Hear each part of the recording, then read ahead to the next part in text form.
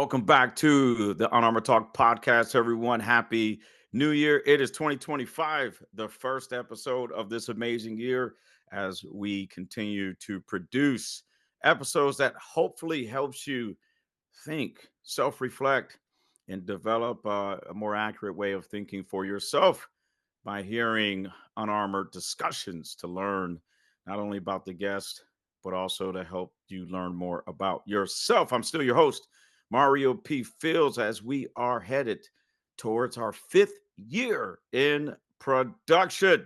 And I would like to thank all of the guests, the 100 plus guests who have come on the show, including our amazing guest we have today. His name is Garrett Biss. He is a United States Marine Corps veteran, did about 17 years of active service. Thank you for your service, Garrett. Thank you for protecting our nation's most precious jewel called freedom. How you doing today, my friend? I'm doing well, Sergeant Major, and thank you for your service as well. I'm really excited for this opportunity. It's great that it worked out to be on my, I won't say how many years, but on my birthday. So I love this idea of some self-reflection. I'm excited to see what we dig into. But first and foremost, thanks for having me. My pleasure, my friend. My pleasure, you guys. But he's done a lot of things in the private sector that's outside of that military sector and in the Department of Defense.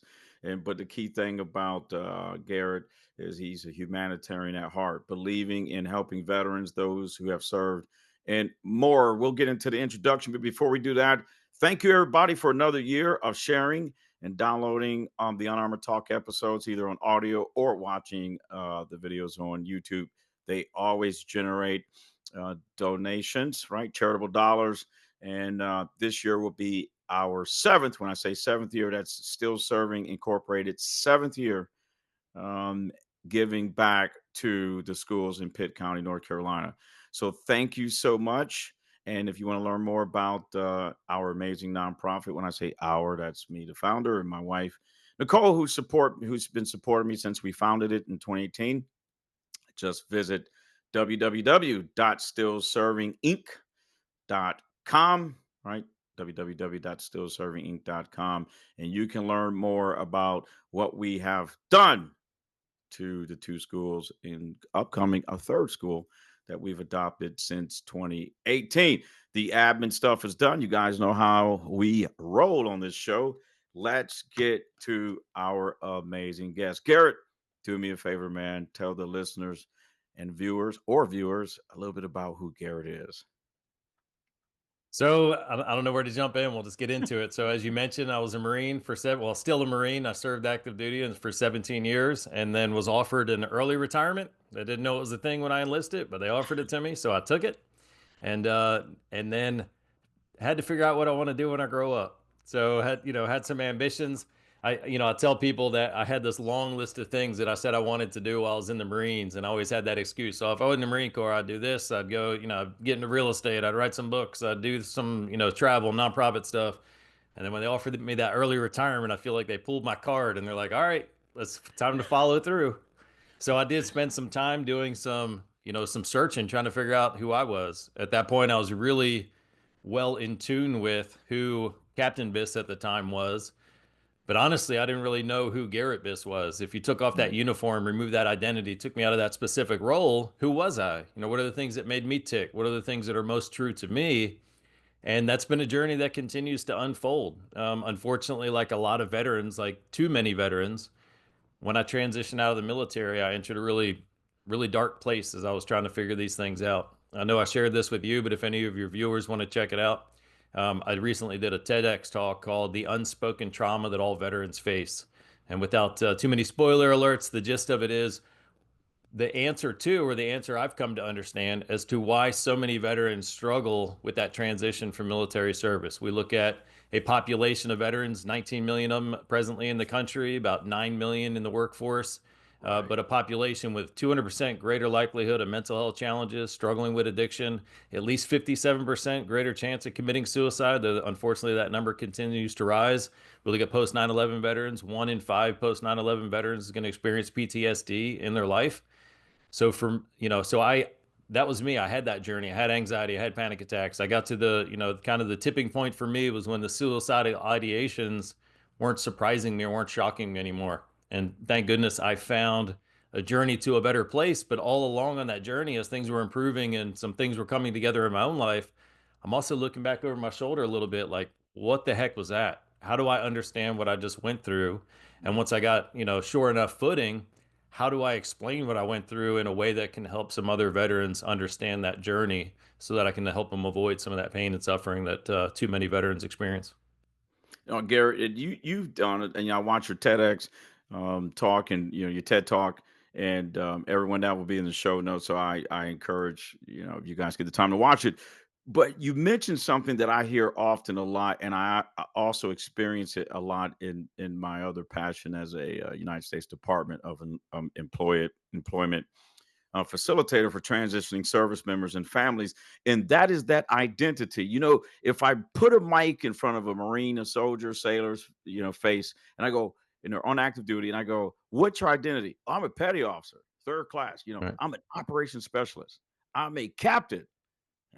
I'm a sergeant major." But then when that's gone, what are you? So when you went through that journey, what did you discover about you when that captain, that United States active duty Marine identity was removed? Just, kind of like awakening from a dream, but awakening into a nightmare, awakening into a place where I didn't know who I was. I didn't Mhm. know what my role was. There's a lot of times with that identity that we have, we draw our sense of value or our sense of worth from being in that role.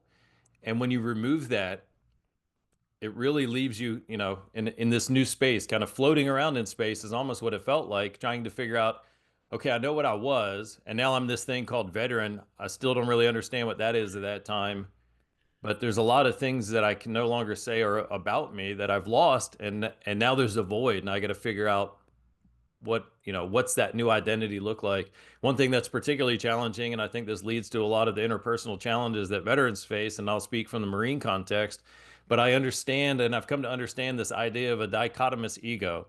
And by that I mean kind of a two-sided ego. And in the Marine Corps, what I experienced was when I put on that uniform, even from the first days down at Paris Island, or maybe after the Crucible when I got the Eagle Globe and Anchor pinned on my chest, what I realized was with that experience and with this new identity I had, there was a lot of elements of that that lifted me up, that filled me up, that now I was representative of. And this role that I now had is Mm. something that comes with a lot of self respect, a lot of admiration, a lot of value from the outside, certainly a lot of value and pride that we can have from what we've proven of ourselves. So there's a lot of things from just putting on that uniform that help lift us up, help lift up our confidence, our self-esteem, and our understanding of the value that we have. But at the same time, I also remember I always needed to run faster. I always needed to get my boots shinier. There was always somebody that could do another pull up than I could do, or bench press a couple more pounds. Yeah. Maybe my floor wasn't as shiny as the dudes, across the hall from me in the barracks. So there was always this other really hyper competitive nature to us, which is beautiful because it always helped inspire us to continue to grow. But there was like that was the counterbalance to this weight. Like we're superhuman in one regard, but we're also, defective and constantly need to refine in this other hand. But there's a beautiful balancing that comes from that. Well, what happens when you take off your uniform for the last time? Which side of that ego, which set of those voices in your head do you lose? When you take off that uniform and you hang it up in the closet, you lose everything that lifted you up. Unfortunately, a lot of those behaviors of those thought processes of constantly needing to improve and not being good enough just as I am, those things still hang around because that's still a part of you. So now we have this out of balance, or this out of balance ego that's going on, or this internal dialogue, or this internal feeling, which I think is a huge barrier or a huge boulder that prevents veterans from kind of leaning into that next life. Well said. And I'm listening to you, Garrett, and I started self-reflecting myself, where I had this like I'm invincible. I Babe, I can do it. Mario, your back is done. Don't worry about it. Little Hmm. Motrin, a little water, it'll buff out. And the next thing you know, I'm in the ER. Right. That's right. And I love how you said, kind of you get that Eagle Globe and Anchor, and now you are doing meaningful work. You go home and you feel good. At what point? in your post-military journey did you finally find something that was meaningful to Garrett, where now your identity is with you doing meaningful work outside of wearing the uniform? Yeah, that's a great question. So it's certainly shown up in a lot of different ways, but there's this common theme to everything that has been most meaningful and everything that's brought more joy and fulfillment to my life without the additional baggage of pain, suffering, or sacrifice that comes with it.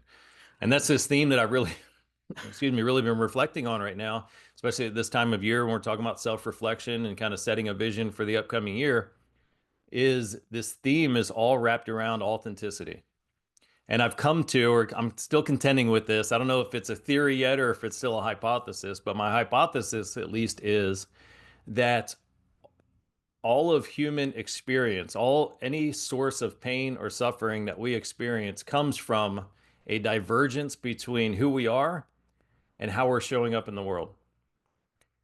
And the difference between the two, that's the breeding ground for the lack, for the want, for the fear, for the shame, for the self-judgment, for Yeah. the physiological diseases or the mental health diseases.